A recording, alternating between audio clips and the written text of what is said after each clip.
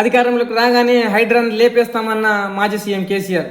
కాంగ్రెస్ ప్రభుత్వం పనికిమాలిన హైడ్రాను తీసుకొచ్చిందని కేసీఆర్ మండిపడ్డారు. ఆ పేరుతో భూములు కబ్జా పెట్టారని ఆరోపించారు. బీఆర్ఎస్ మళ్ళీ అధికారంలోకి రావడం ఖాయమని, రాగానే హైడ్రాను ఎత్తివేస్తామని, మొదటి సంతకం దానిపైనే చేస్తామని ప్రకటించారు. మూసి వెంట ఉన్న గరీబులను కాంగ్రెస్ సర్కార్ ఏడిపిస్తుందని మండిపడ్డారు. మూసి ప్రాజెక్టుకు అయ్యేది కాదన్నారు. ఎటు చూసినా దోపిడి దొంగల గుండాగిరి అరాచకంతో కాంగ్రెస్ ప్రజలను సావదొబ్బుతుందని అన్నారు. దీనికి సంబంధించిన పూర్తి వివరాలు కేసీఆర్ ఏం మాట్లాడారు. వేరే పట్టణాల్లో కూడా పట్టాలు ఇచ్చిన వాళ్ళు బతకనిచ్చింది. ఇలా ఏం కూలగొట్టుడు, అది పుస్తకాలు కూడా తీసుకుని పోరాలు చదువుకునేటి అంతే గిరితమా. నేను ఒక్కటే మాట మనవి చేస్తా ఉన్నా, గ్యారంటీగా బీఆర్ఎస్ గవర్నమెంట్ వచ్చేది ఖాయం. మొట్టమొదటి రోజుల్నే ఈ ఐటాంటోని ఎత్తి అవతల వరేస్తామని చెప్పి నేను మనవి చేస్తా ఉన్నా. తీసేయన్నా దాన్ని, ఐటాన్ తీసేయనన్నా, పక్క మాటనా మళ్ళా మొదలు పెట్టిరా ఇక జరాగు 5 నిమిషాలైతే అయిపోతుంది. హైడ్రాని పీకేసి మొదటి సంతకంతోనే తీసి చెరువులో వాడేస్తాం దాన్ని. ఇప్పుడు మనం చేయలేం. 46,000 చెరువులు మంచిగా చేసినాం. ఏమన్నా గుడిసె కూడా కొనుకొచ్చామా, ఇల్లు కూడా వచ్చామా? ఇదేమి ఇచ్చేంతరం నాకు అర్థం కాదు. మూసి అని దాని పడవాడారు, దానికి ఆడ గరీబులు ఉంటారు పాపం. మూసి ఎంబడిన గరీబులను వాళ్ళని ఏమి ఏడిపించడు? పొద్దున్న లేతే వాళ్ళు నిద్ర పోకుండా, వాళ్ళ కంటి మీద కొనుక్కు లేకుండా, అది ఎవరు చేసే ప్రాజెక్ట్ అయ్యేది కాదు, పీకేది అవుతుందా? 15,000 ఇల్లు కూడా కొడతారట. ధర్మమేనా అది?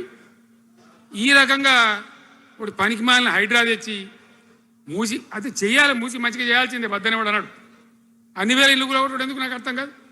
అలా ఏం లేదు. భూములు కబ్జా పెట్టే రియల్ ఎస్టేట్ దందా తప్ప దానిలో ఏం లేదు. మూసి ప్రజల కోసం కాదు, నగర ప్రజల కోసం కాదు. ఈజీగా చేయగలిగిన దాన్ని, మామూలుగా చేయగలిగిన దాన్ని నాశనం బట్టి దానికి కథం పడతా ఉన్నా. జగిత్యాల ప్రజా ఆశీర్వాద సభలో మాజీ సీఎం కేసీఆర్ మళ్ళా ఒకసారి తన ట్రేడ్ మార్క్ తో రెచ్చిపోయారు. నేను చావను, పొద్దున లేస్తే నేను సావాలని కోరుకుంటున్నారు. నువ్వు ఈ జన్మలు ఎత్తినా నేను చావను నా కొడుక అని అన్నారు.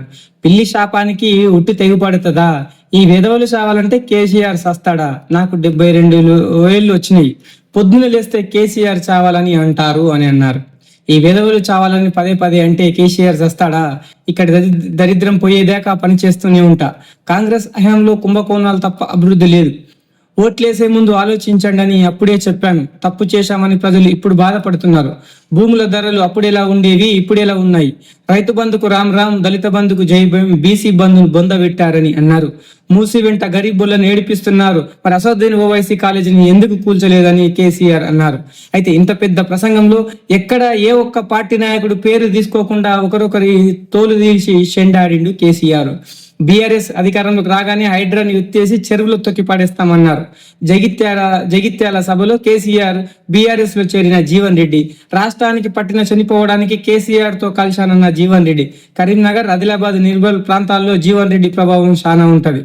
జీవన్ రెడ్డి గుండె ధైర్యం ఉన్న వ్యక్తి. తెలంగాణ రాష్ట్ర భవిష్యత్ కోసం అందరినీ సైన్యంలా వెంట తీసుకొని బీఆర్ఎస్ లో చేరారు.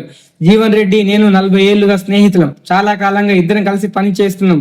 తన సొంత ప్రాంత అభివృద్ధి కోసం పాటుపడ్డ ఆయన ఎందరికో ఆదర్శం. జగిత్యాల, పాత కరీంనగర్ జిల్లా వ్యాప్తంగానే కాకుండా ఆదిలాబాద్, నిర్మల్ ప్రాంతాల్లో జీవన్ రెడ్డి ప్రభావం ఉంటుంది. జగిత్యాలను, కరీంనగర్ను ఇక్కడి వారు చూసుకోవాలి. జీవన్ రెడ్డి రాష్ట్ర వ్యాప్తంగా పనిచేయాలి. ఆయన బీఆర్ఎస్ రాష్ట్ర ప్రధాన కార్యదర్శిగా నియమిస్తున్న సభ మీదనే హామీ ఇచ్చిండ్రు కేసీఆర్. ఇంకా రైతు బంధుకు రామ్ రామ్, దళిత బంధుకు జై భీమ్, బీసీ బంధును బొందబెట్టిండ్రని అన్నారు.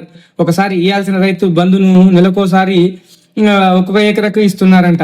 యాప్తో యూరియా ఇస్తామంటుండ్రు. దీంతో రైతుల కాళ్లకు వాపులు వస్తున్నాయి. ఇది ప్రభుత్వమా లేకపోతే ఏం రోగం వచ్చింది? కాంగ్రెస్ సిపాయిలు ఏం మాట్లాడిండ్రు? ఇవాళ ఆర్థిక పరిస్థితి ఎందుకు దిగజారిపోయింది? కేసీఆర్ ఉన్నప్పుడు రియల్ ఎస్టేట్ భూములు ఎంత విలువ ఉండేది? హైవే పక్కనుంటే 2-3 కోట్ల, డాంబర్ రోడ్ పక్కనుంటే ఎకరకు కోటి. ఇప్పుడు రైతుల భూముల ధరలు పడిపోయినాయి. రాష్ట్రంలో ఎవరితో మాట్లాడినా ఇదే బాధ. రైతాంగం అన్నిటికీ గోసపడుతుంది. మక్కలు కొనడం లేదు, బయట కొంటామంటున్నారు, లోపల అధికారులు మాత్రం కొనొద్దని చెప్తున్నారు, బోనస్ ఇస్తామని బోగస్ మాట, చేనేత కార్మికులను కూడా అవస్థ పెడుతున్నారు. ఉద్యోగులకు 72% PRC ఇచ్చాం, ఇప్పుడు 7% PRC ఇచ్చారా? రిటైర్డ్ ఉద్యోగులకు ప్రభుత్వం ఇచ్చే బెనిఫిట్లు ఇవ్వడం లేదు, ఆటో డ్రైవర్లు బాధపడుతున్నారని కేసీఆర్ అన్నారు. ఆనాడు కొన్న కాంట్రాక్ట్ ట్రాక్టర్లకు ఇప్పుడు డీజిల్ పోసే గతి లేదని విమర్శించారు. అవసరమైతే ఎమ్మెల్యేల జీతాలు ఆపేసి గ్రామ పంచాయతీకి డబ్బులు ఇవ్వాలని తన సీఎంగా ఆదేశాలు జారీ చేశారని గుర్తు చేశారు. కాంగ్రెస్ హయాంలో పొద్దున లేస్తే దోపిడీ అని ఆరోపించారు. అందుకే జీవన్ రెడ్డి కూడా కాంగ్రెస్ పోవాలి, బీఆర్ఎస్ రావాలి అని అంటున్నారు తెలిపారు. చెప్పండి వాళ్ళకు, తెలంగాణ చాలా భయంకరమైన పరిస్థితులలో ఉండే, దుఃఖం వచ్చేది, ఏడుపు వచ్చేది. ఎమ్మెల్యేలుగా ఉన్నా ఏం చేయలేని పరిస్థితి, ఆగమాగం అడివేడివి కదా. ఎట్లా ఉండే తెలంగాణ మనం చూడలేదా? తెలంగాణ రాకముందు ఎంత భయంకరమైనటువంటి బాధలుండే, ఎంత కష్టం ఉండే. ఎవడన్నా తెలంగాణని మాట్లాడేవాడు ఉండనా? అసెంబ్లీలో, అక్కడిక్కడ కాదు, అసెంబ్లీలో కూడా ఒక ఆయన పాపం ప్రణయ భాస్కర్ అని వరంగల్ ఎమ్మెల్యే ఉండే, ఏదో విషయంలో ఆయన మాట్లాడబోతే, తెలంగాణని మాట్లాడబోతే, తెలంగాణ గిలంగాణ జాంతానే మాట్లాడదా, అసెంబ్లీలో తెలంగాణ అనద్దు అని నిషేధం. అంత భయంకరమైన వివక్ష, అంత భయంకరమైన దాడి, మన భాష మీద దాడి, మన బతుకు మీద దాడి, మన నీళ్ళ మీద దాడి, మన ఉద్యోగాల మీద, మన వనరుల మీద, మన ఆస్తుల మీద మొత్తం దోపిడీ చేయడం తప్ప ఇక్కడి ప్రజలను బికారీలాగా వదిలిపెట్టినారు. రైతాంగం ఆగమాగం అయిపోయి చెట్టుకోలు గుట్టకోలు అయిపోయింది. ఇంత SRSP కాలువ ఉన్నటువంటి మెట్టిపల్లి, జగిత్యాల, సొప్పదండి ఇట్లాంటి ప్రాంతాల నుంచి కూడా దుబాయ్కి, బొంబాయికి వలసలు. పాలమూరు జిల్లా అయితే భయంకరమైన వలసలు. ఎంతకు పోయింది తెలంగాణ అంటే, కొన్ని పార్టీలు సరే వాళ్ళు చేసింది మంచిదా చెడ్డదా పక్కకు పెడితే దుఃఖం వచ్చేది, బాధ కలిగేది, ఆవేశం రగిలేది. మహబూబ్నగర్ జిల్లాలో 100కి 90 మంది యువకులు వలస. బతకానంటే బతకపోవాలి, ఆడ బతుకు లేదు. ఉన్న ముసలోళ్ళకు, ముడిగోళ్ళకి ఇంత డబ్బులు వాళ్ళు పంపిస్తే కంట్రోల్ బియ్యం కొనుక్కొని తిని బతకాలి. అందులో కొంతమందికి అందకపోతే కొన్ని పార్టీల వాళ్ళు మేమేదో గొప్పతనం చేసామన్నట్టు గంజి కేంద్రాలు పెట్టేది. గంజి కేంద్రాలు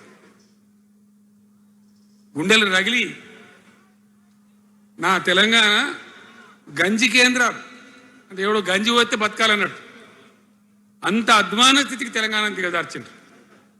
అది కాంగ్రెస్ ప్రభుత్వం కావచ్చు, టీడీపీ ప్రభుత్వం కావచ్చు, తీయటి పుల్లటి మాటలు చెప్పుడు తప్ప కసికెట్ నీళ్ళు తెచ్చియలే, మంచినీళ్ళు ఇయ్యలే, కడుపు నిండా కరెంట్ ఇయ్యలే, ఏది లేదు. అంత పట్టిదే గ్యాస్. మాట్లాడు, చెప్పుడు, మోసం చేసి పోవుడు. మనం గొర్రెల్లాగా, మన దగ్గర అడిగే నాయకులు లేడు, నిలదీసేవాళ్ళు లేడు, అందరు కట్టుబానిసలు అయిపోయారు. ఆ పరిస్థితులలో మూనిగా నక్క మీద తాటికాయ పడ్డట్టు ఆనాడున్న ముఖ్యమంత్రి చంద్రబాబు నాయుడు కరెంటు ఛార్జీలు పెంచాడు, భయంకరంగా పెంచాడు. తెల్లారి నేను ఒక ఉత్తరం రాసిన, నీ కరెంటు ఛార్జీల పెంపుదల వాపసు తీసుకో, లేకపోతే ఈ సమైక్య రాష్ట్రంలో మాకు న్యాయం జరగదని నేను ఉద్యమానికి పోవాల్సి వస్తుంది, తెలంగాణ కోసం కొట్లాడాల్సి వస్తుందని చెప్పి రాసిన. ఆయన తీసుకోలే. కొంతమంది రైతులు పాపం పోరాటానికి వచ్చింది. మీరు కొత్త వాళ్ళు చూడకపోవచ్చు కానీ చాలా పాత వాళ్ళకి తెలుసు. పోరాటానికి హైదరాబాద్కి వస్తే నిరసన తెలపడానికి పట్టబగలు 11:30 గంటలకు బషీర్ బాగులో ఇష్టం ఉన్నట్టు విచ్చలవిడి కాల్పులు జరిపి చంపేస్తే 3 రైతులు అక్కడికక్కడనే ప్రాణాలకి చచ్చిపోయారు. ఆ తర్వాత నిర్ణయం తీసుకున్నవిగా ఇక లాభం లేదు, ఎదురు తిరిగితే కూడా వీళ్ళు కాల్చి చంపుతున్నారు, జెండా ఎత్తడం ఒకటే తప్ప మార్గం లేదని చెప్పి ఆనాడు నేను తెలంగాణ ఉద్యమానికి శ్రీకారం చుట్టాను. ఎంబడే ఎవడు వచ్చినా సరే రాకున్నా సరే ప్రజలున్నారు, యువకులున్నారు, చూసుకుందాం దేకలేం అని చెప్పి బయలుదేరితే ఎక్కిరిచుడు, ఏ వీడు బక్కపేదడు కేసీఆర్ గారు ఎవడో బొడి చేసి చంపేస్తాం అని ఒకడు మాట్లాడు, ఇది మగల పుట్టింది పుబ్బల పోతుంది ఇంకోడు మాట్లాడు, యాడికెళ్ళైతే హైదరాబాద్ తెలంగాణ వీడు దుకాణం పెట్టినాను ఇంకోడనుడు నానా రకాలుగా అవమానపరిచేటువంటి మాటలు మాట్లాడు. కానీ మొక్కవం ధైర్యంతో చిత్తశుద్ధితోని బయలుదేరి పోరాటం చేస్తుంది. ప్రజలు జమైతా పోయిను. మీ అందరికి తెలుసు, ఇదే జగిత్యాలకు నేను ఎన్నోసార్లు వచ్చిన, కోరుట్లకు ఎన్నోసార్లు వచ్చిన, చొప్పదండికి ఎన్నోసార్లు వచ్చిన, తిరగని ఊరే లేదు, తిరగని మండలాలు లేవు. అట్లా పక్షిలాగా మొత్తం తెలంగాణ తిరిగి విశ్వ ప్రయత్నం చేస్తే ఒక పెద్ద ఉద్యమ కెరటం తయారైన తర్వాత మేము కూడా తయారుపై మేము ఇస్తాం తెలంగాణ అని కాంగ్రెస్ పార్టీ మొదలుపెట్టి సరే మంచి మాటగా ఎవడైతే ఇచ్చినా ఎవడైతే కావాలి తెలంగాణ ఎవరైతేంది అనే పద్ధతితోని కాంగ్రెస్తో జట్టు కట్టి గెలిచినాం. అమాంతంగా నేను తెలంగాణ లేవట్టుకపోయి ఢిల్లీలో పెట్టాం. రాష్ట్రపతి ప్రసంగంలో వచ్చింది, కామన్ మినిమం ప్రోగ్రాంలో వచ్చింది, ఒక దశకు వచ్చింది. కానీ తర్వాత కాంగ్రెస్ పార్టీ కూడా వెనుకకు పోయి ఎగబెట్టే ప్రయత్నం చేసింది. అప్పుడు రోషియా అని ఒక ఆయన ముఖ్యమంత్రి ఉండే, ఆ రోషియా 14F అని ఒకటి తీసుకొని వచ్చింది. హైదరాబాద్ సిటీలో మనోళ్ళకి ఇక పోలీస్ ఉద్యోగం సెప్రాస్ ఉద్యోగం కూడా దొరకదు. అప్పుడు నాకు తిక్కరేగిందిగా. నేను బతికుండగానే ఉద్యమం నాటిపోయిన నాయకుడు నేను బతికుండగానే ఇక వీళ్ళు ఇట్లా F-15 E-15 R-15 తెస్తే ఇంకేం మిగులుతుంది, సావో రేవో తేల్చుకోవాలని చెప్పి ఆ రోజు నేను శపథం కట్టిన. ఉద్యోగ గర్జన చేసి సిద్దిపేటలో కేసీఆర్ సచ్చుడో తెలంగాణ వచ్చుడో ఈ తల్లి ఆంధ్రకనే మంచిగా దేకలేంగా అని చెప్పి ఆ శపథం చేసి ఆనాడు ఆమరణ నిరాదీక్షకు బయలుదేరితే మొత్తం తెలంగాణ అల్లకల్లోలమైంది. మీరు కూడా ఎక్కడోళ్ళు అక్కడ వందల వేల గ్రామాలలో టెంట్లు లొల్లులు, పార్లమెంట్లో అల్లకల్లోలం, ప్రజలంతా గందరగోళం చేస్తే అప్పుడు ఒక ప్రకటన ఇచ్చింది. చిదంబరం అంటే ఆయన వచ్చి హోంమంత్రి, తెలంగాణ ఏర్పాటు చేస్తామని నువ్వు దీక్ష బంద్ చేయి. నమ్ముతాం కదా, కేంద్ర హోంమంత్రి చెప్పినాక మరి నమ్మాలి కదా. దీక్ష బంద్ చేసినాం. తెల్లారి ఆంధ్రోలు మొత్తం రాజీనామాలు డ్రామా. 3వ రోజుకి మళ్ళీ వెనక్కి వెళ్ళిపోయింది. మళ్ళీ అప్పుడు జేఏసీ తయారు చేసి అన్ని పార్టీలను పెట్టి నానా తంటాలు పడి మళ్ళొక 3.5 ఏళ్ళు భయంకరంగా కొట్లాడితే మీరందరూ ఎక్కడి వాళ్ళు అక్కడ ఆశీర్వచనం ఇస్తే మీ ప్రేరణతోని మీ స్ఫూర్తితోని చివరికి తెలంగాణ రాష్ట్రం వచ్చింది కదా.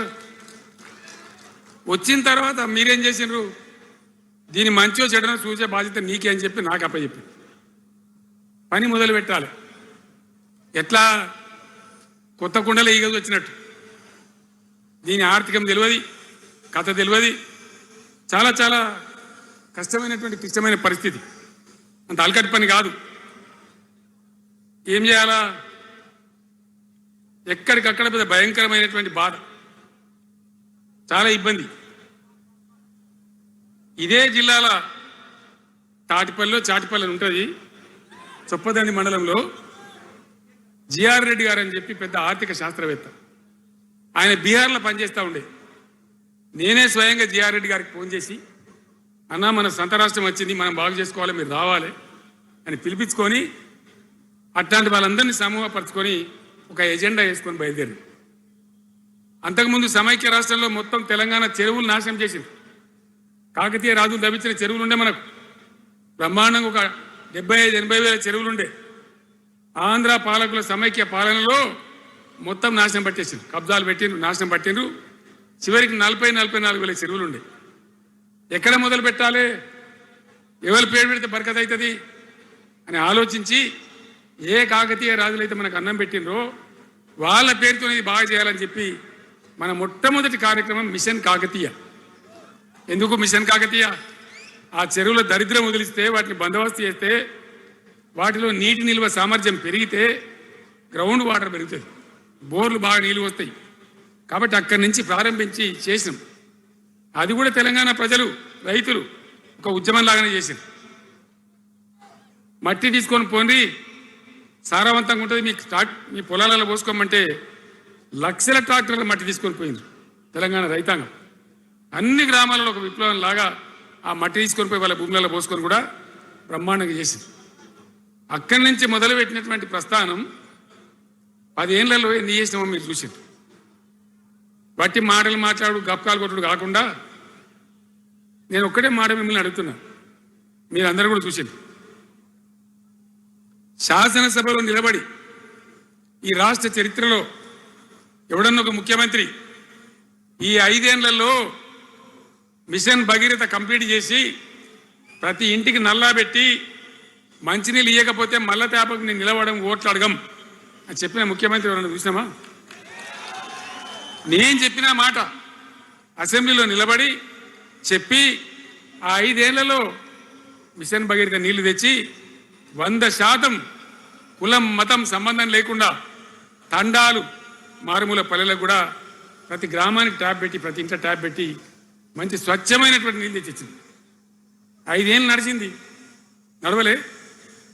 మిషన్ భగీరథ నీళ్ళు పుష్కలంగా రాలే, ఏమన్నా రాలేదా? వచ్చినాయా? మరి ఇప్పుడు ఏం రోగం పుట్టింది నాకు అర్థం కాదు. ఇప్పుడు ఎందుకు గుంటుతుంది అది? ఎందుకు నీళ్ళు ఎత్తలేవు? వస్తున్నాయా ఇప్పుడు? మరి ఏం చేయాలా? లాగులు వలిగేదాకా చంపాలే. మంచి మాట కాకపోతే ఏం చేస్తారు? మంచిగా కట్టిన ఇల్లు పెట్టిపోయి కదా, 5 ఏళ్ళు నడిచింది కదా, మరి మీకేం బీమారీ వచ్చింది నాకు అర్థం కాదు. ఇంత పొడుగు మాటలు మాట్లాడుతుందా? అడ్డం పొడుగు మాట్లాడుతుందా? పొద్దున్న లేతే కేసీఆర్ చావాలి, నువ్వు 1000 జన్మలు ఇచ్చినా నేను చావనా కొడుకు అనుకుంటున్నావు.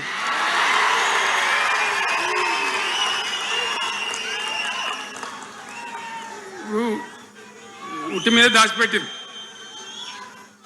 మన ఇళ్ళలో దాతారు కదా. ఏది ఉట్టి ఉట్టి అని ఉంటుంది. ఇప్పుడు మీకు తెలుసో లేదో కానీ ఇప్పుడు ఈ మధ్యలో ఫ్రిడ్జ్లు మోపింది, మునుపు ఉట్టి అనేది ఉంటుండే. ఎండిపోయిన చేపలోకి నీ రొయ్యలో అవి ఉంటే మరుగులు ఉంటే దానిలో పెడుదురు.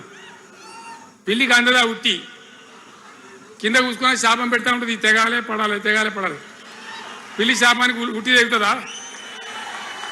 మరి విధవారు కేసీఆర్ చావాలంటే కేసీఆర్ చస్తాడా?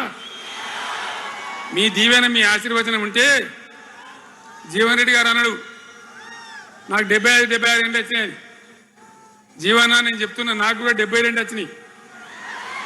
నీ వెనకనే నేను కూడా లైన్లోనే ఉన్నా. నేను ఒక్కటే మాట చెప్తున్నా, ఇక మా దేశభక్తి శ్రీనివాసేమో నాకు ఇంత పెద్ద కట్ట రాసి ఇచ్చాడు, నువ్వు మాట్లాడాలి ఇవన్నీ. అవన్నీ కాదు, ఇది మా తెలంగాణ, మేము గర్వంగా బతుకుతాం, సంతోషంగా బతుకుతాం.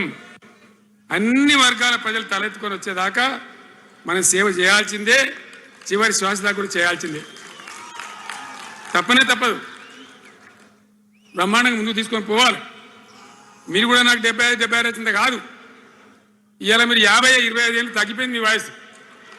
అంత యువకునిలాగా అంత ఉత్సాహంగా ముందుకు దూసుకొని పోదాం. తెలంగాణ ఎట్లా మంచి దాని సంగతి చూద్దాం. ఇప్పుడు అన్నీ ఒక పొదరిల్లాగా చేసినాం. కరెంటు చక్కగా ఉండేనా కేసీఆర్ రాకముందు? కరెంటు ఉండేనా? కేసీఆర్ ఉన్న రోజులు మంచిగా ఉండేనా? మరి మళ్ళీ ఇప్పుడు ఏం రోగం వచ్చే, ఏం బీమారి వచ్చే? కరెంటు కాకెత్తుకొని పోయిందా? ఆనాడు 7000 మెగావాట్లు ఉంటే ఒక ఏడాది లోపల మంచిగా చేసి 24 గంటల కరెంట్ ఇచ్చినాం, ఒక క్షణం కూడా పోకుండా. ఎప్పుడైనా రిపేర్ అవుతుంది తప్ప, టెక్నికల్ ప్రాబ్లం అవుతుంది తప్ప పోకపోతుండే. అంత మంచి పవర్ సప్లై చేసినాం. దాని తర్వాత యాదాద్రి, భద్రాద్రి, ఇంకా చాలా కొత్త సబ్ స్టేషన్లు నిర్మాణం చేసినాం, జనరేటింగ్ స్టేషన్లు పెట్టినాం. 20,000 మెగావాట్లు తీసుకొని పోయినాం. ఇది దరిద్రులకు రాజ్యం అప్పయ్యే ముందు 20,000 మెగావాట్లు తీసుకొని పోయినాం. మరి ఏం రోగం వచ్చింది? ఏం బీమారి వచ్చింది? ఎందుకు ఇబ్బంది పెడుతున్నారు? అనేక చోట్ల రైతుల పొలాలు ఎండుతున్నాయి, పేపర్లలో ఫోటోలు వస్తున్నాయి, టీవీలలో వస్తున్నాయి, జనం ఏడుస్తున్నారు. ఎందుకు ఈ బాధ కలుగుతూ ఉంది? ఇది ఆషామాషి వ్యవహారం కాదు, ఇది జీవన మరణ సమస్య, మన బతుకు తెరువు సమస్య. ఓట్లు వేసేటప్పుడు నేను సిల్కలకు చెప్పినట్టు చెప్పిన, ఉల్టా పల్టా ఎటు పడతాడు వేయకురాయా, దెబ్బతింటారని చెప్పిన. నా మాట ఇన్నోడు ఇన్నలే. ఇప్పుడు ఏమైంది? ఏం జరుగుతుంది? ఆ రోజు నేను చెప్పిన వీళ్ళు కనుక గెలిస్తే ఈ దుర్మార్గులు వీళ్ళ గుండె లోపల తడి లేదు, వీళ్ళు రైతు బంధుకు రామ్ రామ్, దళిత బంధుకు జై భీమ్ అయిందా? అట్లే పక్క ముచ్చట. ఇక ఇవాళ ఇప్పుడు జీవన్ రెడ్డి గారు చెప్పిండు, కాంగ్రెస్ వాళ్ళు సభ పెట్టినాడు, కాటారంలో బుడరంలో పెట్టినాడు, ఆడ పైసలు ఎత్తారట. ఇది ఒక్క తేపకేసి రైతు బంధు నెలకొక ఇస్తా, ఎకరానికా అంటే 2 నెలలకు ఒక ఎకరానికి అంతేనా? 6,000 వేసినాం మా అంత సిపాయిలను బొచ్చ కొట్టుకుంటారు. ఆనాడు ఎట్లా పడేది రైతు బంధు? 10 రోజుల గ్యాప్లో మొత్తం రైతులకు వచ్చేసేది. టంగ్ మన సెల్ ఫోన్ మోగుతుండే, మంచిగా టింగున పోయి బ్యాంకుకి వెళ్ళి తెచ్చుకుంటుండే. ఎక్కడ వాయి మరి ఏం మాట్లాడిండ్రు? ఉరుకుని బ్యాంకులో పోయి 2 లక్షలు 3 లక్షలు లోన్ తెచ్చుకోండి, తెల్లారే ఆనాడే సంతకం పెడతాం, లోన్లన్నీ మాఫీ అయినాయా? ఇట్లా అడ్డగోలు నోటికొచ్చిన మాటలు చెప్పి, ఇష్టం వచ్చిన కథలు చెప్పి అర్రాసు పాడవన్నట. కేసీఆర్ 10,000 ఇస్తాడా, మేము 15 ఇస్తాం, పెన్షన్లు 2,000 ఇస్తాడా, మేము 4,000 ఇస్తాం, వికలాంగులకు 4,000 ఇస్తాడా, మేము 6,000 ఇస్తాం అనే వరకల్లా మన వాళ్ళు మోసపోయారు. నేను చెప్పిన ఇది మోసంలో నాయన గోసపడతాము, ఇది అయ్యేది కాదు, ఆర్థిక పరిస్థితి లేదు అని నేను చెప్పిన ఆ రోజే మీటింగ్లలో చెప్పిన. కానీ కొద్దిమంది ఆశపడితే ఏమైంది? 1.7% బీఆర్ఎస్ ఓడిపోయింది. మనం కూడా 39-40 ఎమ్మెల్యేలు గెలిచినాం, ఇంకో 10 మంది కొద్ది తేడాతోనే ఓడిపోయింది. అయితే 1.7% తేడాతోనే బీఆర్ఎస్ ఓటమి పాలైంది. సరే, మంచి మాట. మరి వచ్చిన ప్రభుత్వం పనిచేయాలి కదా, వాళ్ళకు కూడా అవకాశం ఇవ్వాలి కదా. సరే, మన నాన్న వాడవిడ కొంత దుంకులాడినా నేను మాట్లాడలే, నీ బయటికి రాలే, తక్కువ 1-2 సార్లు తప్ప రాలే. వాళ్ళకు కూడా ఛాన్స్ ఇవ్వాలి, అవకాశం ఇవ్వాలి. మనం ఎక్కసంతో ఉండొద్దు, చేయని ఏం పరిపాలన చేస్తారో చేయని, మంచిదే కదా అని చెప్పి అనుకున్నాం. మరి ఏమైతుంది? ఎక్కడ చూసినా చిల్లర మాటలు తప్ప ఒక్కటన్నా నిర్మాణాత్మకమైన కార్యక్రమం ఉందా? ఒక్కటన్నా ఏదైనా గొప్ప స్కీమ్ మొదలుపెట్టిండ్రా?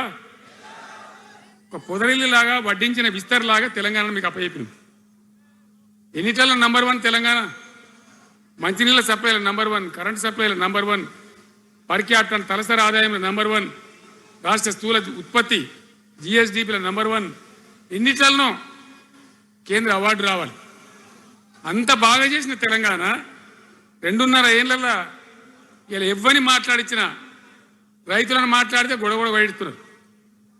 నాశనం అయిపోయిందన్న చెడగొట్టుకున్నాం, మా చెప్పుతో మేమే కొట్టుకుంటాం ఓటులు వాళ్ళు కొంతమంది బాధపడి. ఎందుకు? ఎంత మంచి కడుపుల చల్లగదల కూడా రైతులకు ఎట్లుండే, ఎంత బాగుండే, కరెంటుకు బాధ ఉండేనా, నీళ్ళకు బాధ ఉండేనా? యూరియా బస్తాలు ఇయ్యే శాతం అయితే లేదా ఈ ప్రభుత్వానికి? యూరియా బస్తాలు కావాలి అంటే యాప్ పెట్టినే ఉంటాడు. దుకాణంలో లేకపోతే యాప్లోకి వెళ్తాయా? ఈ దమ్ముంటే తెచ్చి దుకాణంలో పెట్టాలి, కానీ ఆ యాప్లు పట్టుకొని తిరిగితే కాళ్ళకు వాపులు వస్తాయి, బస్తాలు మాత్రం దొరుకుతలేవు. నిజమేనా నేను చెప్పేది? యాడ చూసిన ఎరువు బస్తాలు కూడా శాతం కాదు ఆఖరికి. అంతకుముందు కాంగ్రెస్ గవర్నమెంట్ ఉన్నప్పుడు అట్లే ఉండే, పోలీస్ స్టేషన్లో పెట్టి అమ్మిండ్రు యూరియా బస్తాలు. ఇవాళ మళ్ళా చెప్పుల లైన్లు, కాళ్ళకు వాపులు రావాలి. ఆటో రిక్షానికి చెప్తే 10 బస్తాలు వేసుకోరాబోయంటే పొలం కాడ వచ్చి ఎత్తుండే. ఇలా యూరియా కోసం ఇంత బాధన? ఇది ఎంత అసమర్థమైన ప్రభుత్వం, ఎంతగాని శాతగాని ప్రభుత్వం. అన్నిటికీ బాధనే కదా. బంగారం లాగున్న రైతులు ఎంత ఆనందంగా ఉండే. వానాకాలం పంటలు పండితే తడిసిన ధాన్యం కాడికెళ్ళి కొని మొత్తం బ్రహ్మాండంగా రైతులకు డబ్బులు బ్యాంకులు వేసేది, మధ్య దళారు లేకుండా.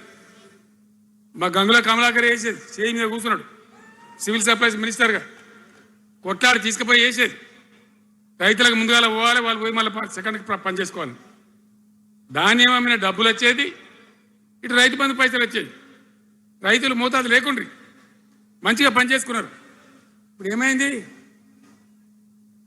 ఎరువు అనే యాపు రైతు బంధు కోసం మొగులు చూడాలి అది నెలకో ఎకరానికి వస్తుంది ఇప్పుడు జగిత్యాల కేసీఆర్ సభ అంటే మళ్ళీ ఇలా పైసలు విడుదలన్నట్టు రైతు బంధు రావాలంటే మళ్ళీ సభ పెట్టను అయింది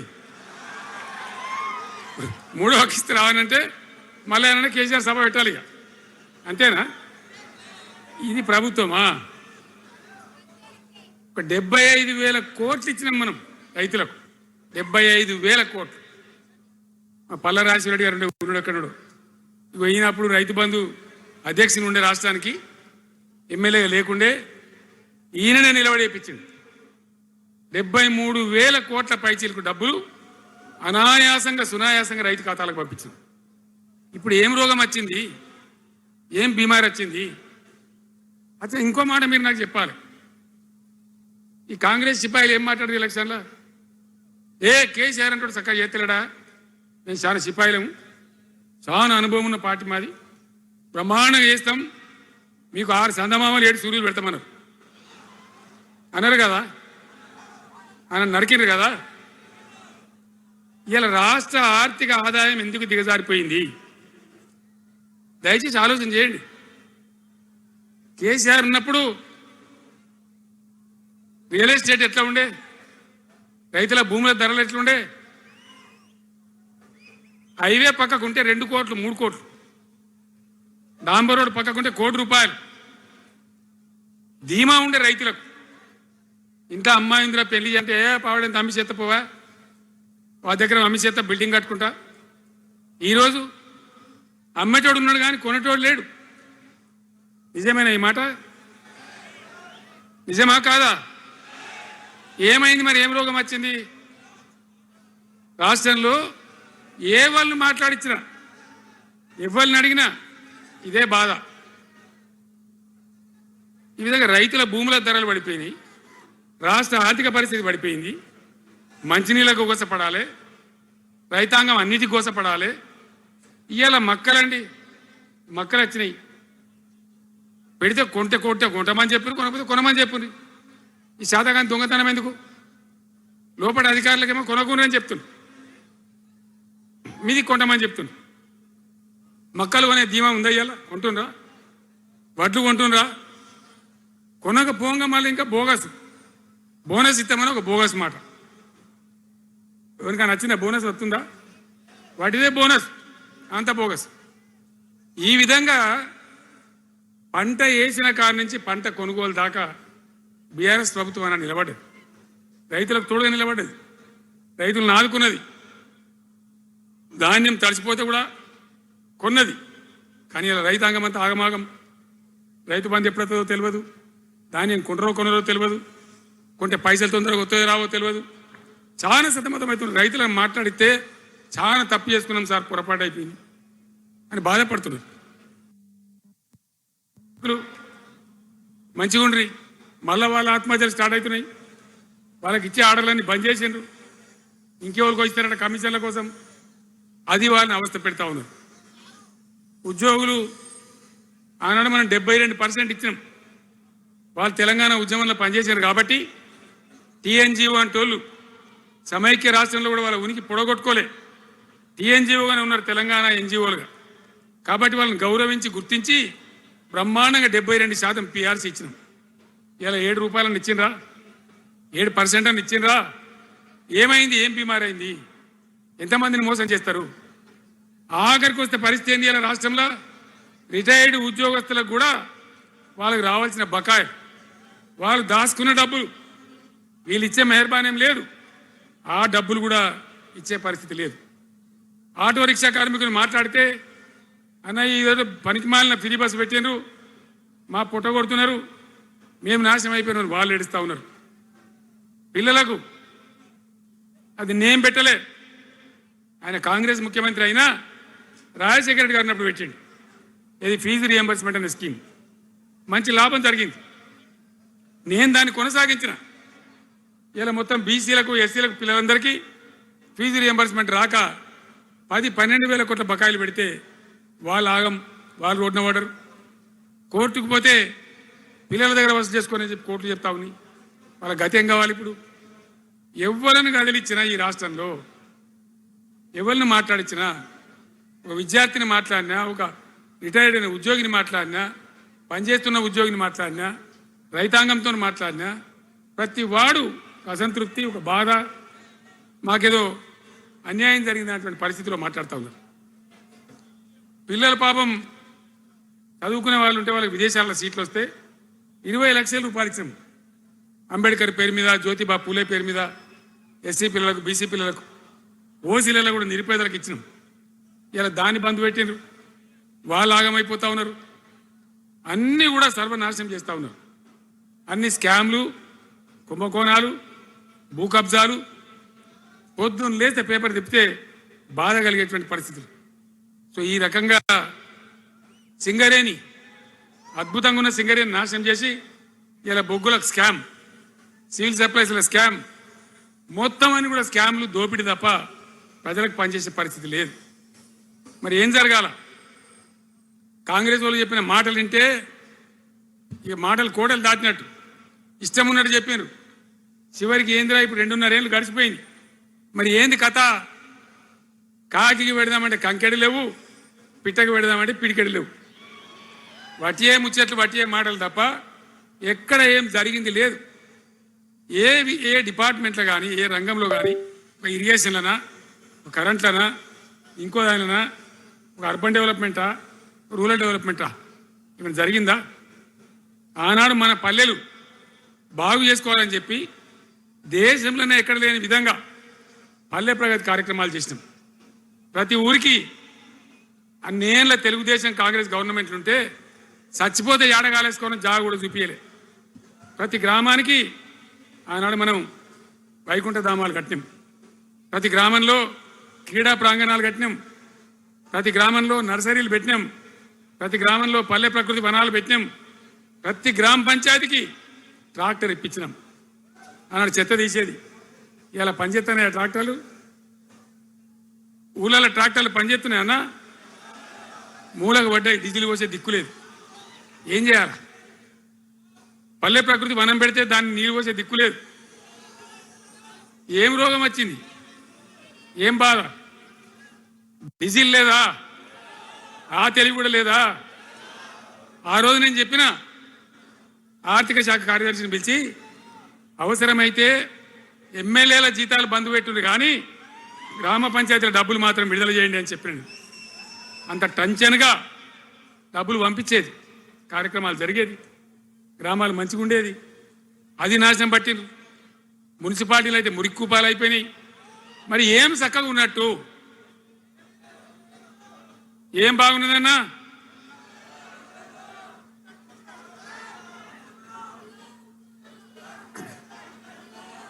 అందుకే జీవన్ రెడ్డి గారు లాంటి సీనియర్ నాయకుడు, అనుభవం ఉన్న వ్యక్తి నోటికెళ్ళి ఏం మాట వచ్చింది? కాంగ్రెస్ పోవాలి, బీఆర్ఎస్ రావాలి. ఎందుకు వస్తుంది ఆ మాట? వటిగానే వస్తుందా? బాధ్యత లేకుండా వస్తుందా? ఏది చూసినా కూడా చక్కదనం లేకపోతే, పొద్దున్న లేతే దోపిడి తప్ప ఇంకోటి లేకపోతే ఎందుకు ఈ పరిస్థితి వస్తుంది? రాష్ట్ర ఆర్థిక పరిస్థితి నాశనం, ఉద్యోగస్తులు ఆగం, రిటైర్డ్ ఉద్యోగస్తులు ఆగం, విద్యార్థుల జీవితాలు ఆగం, ఆటో కార్మికుల జీవితాలు ఆగం. ఎవడు చక్కగా ఉన్నాడు? సంతృప్తి ఎవరున్నారు? ఏం జరుగుతూ ఉంది? ఇది ఈ రాష్ట్రంలో ఉన్న పరిస్థితి. ఇక నేను చెప్పానంటే తెల్లారిదాకా చెప్పచ్చు. నేను ఒకటే మీద మనవి చేస్తా ఉన్నా, ఖచ్చితంగా మళ్ళీ ఎట్టి పరిస్థితులలో ఎవరు ఏమన్నా సరే ఖచ్చితంగా రావాలి. ఇంకా ఈ అందానికి ఒకటి బోడముండ హైడ్రాని తెచ్చిపెట్టింది. దానికి ఆ హైడ్రాకు ఆ పిసిసి ప్రెసిడెంట్ అని ఉంటాడు ఆయన, కాంగ్రెస్ కమిటీ అధ్యక్షుడు, ఆయన నిజామాబాద్లో పోయి చెప్తుండు, హైదరాబాద్లో హైడ్రా, నిజామాబాద్ కూడా తెత్తాం బిడ్డ, నిజామాబాద్లో నిడ్రా, రేపు జగిత్యాలలో కూడా జిడ్రా అంటాడు. ఇక అది ఏం కావాలి? మొత్తం పేదల కొంపలని కూల్చుడేనా? కేసీఆర్ కుటుంబాలకు హైదరాబాదు చుట్టుపక్కల వేరే పట్టణాల్లో కూడా పట్టాలు ఇచ్చిన వాళ్ళు బతకనిచ్చింది. ఇలా ఏం కూలగొట్టుడు అది? పుస్తకాలు కూడా తీసుకుని పోరాలు చదువుకునేటి అంతే గిరితమా? నేను ఒక్కటే మాట మనం చేస్తా ఉన్నా, గ్యారంటీగా బీఆర్ఎస్ గవర్నమెంట్ వచ్చేది ఖాయం. మొట్టమొదటి రోజుల్నే ఈ ఐటాంటోని ఎత్తి అవతల వరేస్తామని చెప్పి నేను మనం చేస్తా ఉన్నా. తీసేయన్నా దాన్ని, ఐటాన్ తీసేయనన్నా పక్క మాటనా? మళ్ళా మొదలు పెట్టిరా ఇక జరాగు 5 నిమిషాలు అది అయిపోతుంది. హైడ్రాని పీకేసి మొదటి సంతకంతోనే తీసి చెరువులో వాడేస్తాం దాన్ని. ఇప్పుడు మనం చేయలేం. 46,000 చెరువులు మంచిగా చేసినాం. ఏమన్నా గుడిసె కూడా కొలగొచ్చామా? ఇల్లు కూడా వచ్చామా? ఇదేమి ఇచ్చేంతరం నాకు అర్థం కాదు. మూసి అని దాని ఎంబడి వాడారు, దానికి ఆడ గరీబులు ఉంటారు పాపం. మూసి ఎంబడిన గరీబులను వాళ్ళని ఏమి ఏడిపించుడు? పొద్దున్న లేతే వాళ్ళు నిద్రపోకుండా, వాళ్ళ కంటి మీద కొనుక్కు లేకుండా. అది ఎవడు చేసే ప్రాజెక్ట్ అయ్యేది కాదు, పీకేది అవుతుందా? 15,000 ఇల్లు కూడా కొడతారట. ధర్మమేనా అది? ఈ రకంగా ఇప్పుడు పనికి మాలిన హైడ్రా తెచ్చి మూసి అది చెయ్యాలి, మూసి మంచిగా చేయాల్సిందే వద్దనే వాడు అన్నాడు. అన్ని వేల ఇల్లు కూడా కొట్టడం ఎందుకు నాకు అర్థం కాదు. అలా ఏం లేదు, భూములు కబ్జా పెట్టే రియల్ ఎస్టేట్ దందా తప్ప దానిలో ఏం లేదు. మూసి ప్రజల కోసం కాదు, నగర ప్రజల కోసం కాదు. ఈజీగా చేయగలిగిన దాన్ని, మామూలుగా చేయగలిగిన దాన్ని నాశనం బట్టి దాన్ని కథం పడతా ఉన్నా. ఏది చూసినా కూడా ఒక రకమైన దోపిడీ, ఒక రకమైనటువంటి గుండాగిరి, అరాచక వ్యవస్థతో ముందుకోతున్నారు తప్ప ప్రజా సంక్షేమాన్ని కాంక్షించి ఒక్క స్కీమ్ కూడా రాలే. ఇరిగేషన్ ప్రాజెక్టులు అన్ని పండబెట్టిరు. ఏం రోగం? ఒకనాడు కాకతీయ కాలువ మీద, మన వరద కాలువ మీద మోటార్లు పెడితే ఏం కోసాది? మా శంకరెడ్డి చెప్తా ఉండే ఇంతకుముందు, 1000 మోటార్లు పెట్టుకుంటే వచ్చి కోసుకపోదురు, లారీలు మోటార్లు ఎత్తుకపోదురు. ఇదే వరద కాలువ మీద కేసీఆర్ రోజులు ఎవడన్నా మాట్లాడిందా? మాట్లాడలే. చివరికి ఏం చేసింది మీరు మంచిగా వినాలే. వీళ్ళు మామూలు పని చేస్తలేరు, మన జీవితాలకే బాంబులు పెడుతున్నారు. ఆ రోజు కూడా నరేంద్ర మోడీ ప్రధానమంత్రిగా ఉండే ఆయన ఏం చేసిండు? కరెంటు మోటార్లకు మీటర్లు పెట్టాలి, నువ్వు పెట్టాలి కేసీఆర్ అని నా మీద ఒత్తిడి. నేను చెప్పిన నా పానం పోయినా సరే, సచ్చినా సరే నేను మీటర్ పెట్టా అని చెప్పింది. పెట్టలే. 30,000 రూపాయలు కట్ చేస్తే నీకు అన్నాడు. కట్ చేసిండు. రాష్ట్ర ప్రభుత్వానికి వచ్చేటువంటి ఆదాయం 30,000 కోట్ల రూపాయలు వదులుకొని కూడా తెలంగాణలో నేను కరెంటు మీటర్ పెట్టను ఇయలే. నేను ముఖ్యమంత్రి ఉన్నాను రోజు. ఇవాళ ఏం చేసిండు తెలుసా వీళ్ళు మీకు? మీకు తెలియలే, మీరు అమాయకులున్నారు. ఢిల్లీకి పోయి ఒప్పుకున్నారు. ఒప్పుకొని ఏం చేసిండ్రు? అయ్యా బాంచని మీటర్లు పెడతాము, మాకు ఆ పైసలు ఇయ్యండి, కేసీఆర్ వద్దన్నారు కదా మేము తీసుకుంటాం అని ఆ డబ్బు తీసుకొని వీళ్ళే ఈ గవర్నమెంట్ పై సంతకం పెట్టింది. ఇప్పుడు మొదలైతే ఇప్పుడు వస్తాయి 3 మీటర్లు. ఎదుర్కొందామా? మీటర్ల ఏర్పాటును యుద్ధం చేద్దామా? కొట్లాడదామా? ఏమన్నాం మనం? నాకు అర్థం కాదు. రైతులు మంచిగా ఉండాలి, వ్యవసాయం మంచిగా ఉండాలి, పల్లెలు బాగుండాలి, వృత్తి పనులు బాగుండాలి. ఇప్పుడు యాదవులకు గొర్రెలు ఇప్పించినాం. ఇప్పుడు వస్తున్నాయి ఆ గొర్రెలు? వినబడతలేదు. బంద్ అయినాయా? ఎందుకు బంద్ అయినట్టు? మరి దానికి ఏం రోగం వచ్చే? మరి ఎవరికి ఇచ్చినట్టు? చేపలు పట్టే వాళ్ళ కోసం చేప పిల్లలు వేసినాం, ఇప్పుడు వేస్తాను రా. మరి ఎవరికి చేసినట్టు? వృత్తి పని వాళ్ళకు ఉండదు, ఎవరికి ఉండదు. బీడీ కార్మికులు ఉన్నారు, నాకెవ్వరు దరఖాస్తు ఇయ్యలే, ఇవాళ అడగలే. అప్పుడప్పుడు మా తులవమ్మ చెప్పేది, అన్న వాళ్ళ పరిస్థితి బాగుండదు పేదరికంలోనని చెప్పేది. మా అంతటా మేమే ఆలోచించుకొని బీడీ కార్మికులకు పెన్షన్ తెచ్చినాం. మొత్తం భారతదేశంలో ఏ రాష్ట్రంలో ఇస్తారా? వాళ్ళకి పెన్షన్లు పెంచుతామని ఎగబెట్టినరా? వాళ్ళకు కాదు ఎన్ని ఆశలు ఇంట్లో ఉన్న ఆడపిల్లకు. 5 లక్ష మహాలక్ష్మి అనే పేరు పెట్టి 2500 నెలకిస్తామని ఇచ్చిండ్రా? రూపాయి వచ్చిందా? అట్లా ఎన్ని 6 గ్యారంటీలు, 420 హామీలు. స్కూటీలు ఎక్కడ వాయే? స్కూటీల్లో మనలే, ఇంకా స్కూటీలు ఎక్కడి? ఏమన్నా నచ్చినాయా?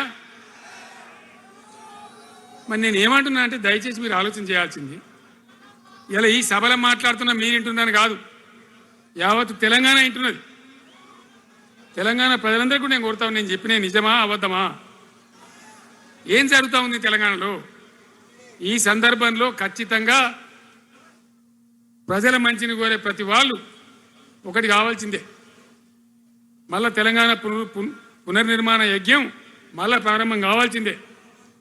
దాన్ని ఎవడు ఆపలేడు. జర గాచారం బాలేకపోతే దెబ్బతింటాం, అంత మాత్రం చేత ఆగిపోతామా? ఊకుందామా? పోరాటం చేయాల్సిందే, వీళ్ళని నిలదీయాల్సిందే. ఖచ్చితంగా తెలంగాణ పునర్నిర్మాణ ప్రక్రియ, ఆ యజ్ఞం మళ్ళా ప్రారంభం కావాల్సిందే. తెలంగాణ ప్రజలు గెలిచి నిలవాల్సిందే. మొత్తం ప్రాజెక్టు పండబెట్టినండి. పాలమూరు ఎత్తిపోతల పథకం 90% పూర్తి చేసినాం. కొద్దిపాటి డబ్బుతో అయిపోతుంది. వలసల జిల్లా, కరువు జిల్లా, వాళ్ళ నాశనం పట్టింది. అన్ని అబద్ధాలు. ఒక్కటి కూడా ఒక క్రియాన్వితమైనటువంటి ప్రజలకు పనికొచ్చేటువంటి ఏ రకమైన నిర్మాత్మక పని లేకపోగా కూల్చివేతలు, కాల్చివేతలు, పోలీస్ దాడులు, ఎవడైనా ఎదురుగా మాట్లాడితే మరి పట్టకపోవడు. ఇది రాజకీయమా? ఈ రకమైన కథన? దయచేసి మీ అందరితోని నేను కోరేది ఒకటే, చాలా సంతోషం. నేను జగిత్యాలకు వచ్చిన సందర్భంలో జీవన్ రెడ్డి గారు వెంట మీరు తండోపతండాలుగా తరలి వచ్చాను. సభలో ఉన్నదానికంటే బయట చాలా ఎక్కువ మంది ఉన్నారు. మేము రాగా చూసినాం, తోవలో చాలా చీరి చేస్తూ ఉన్నారు. మీరు వచ్చిండ్రు. మీ అందరికీ మళ్ళొక్కసారి నేను స్వాగతం చెప్తా ఉన్నా.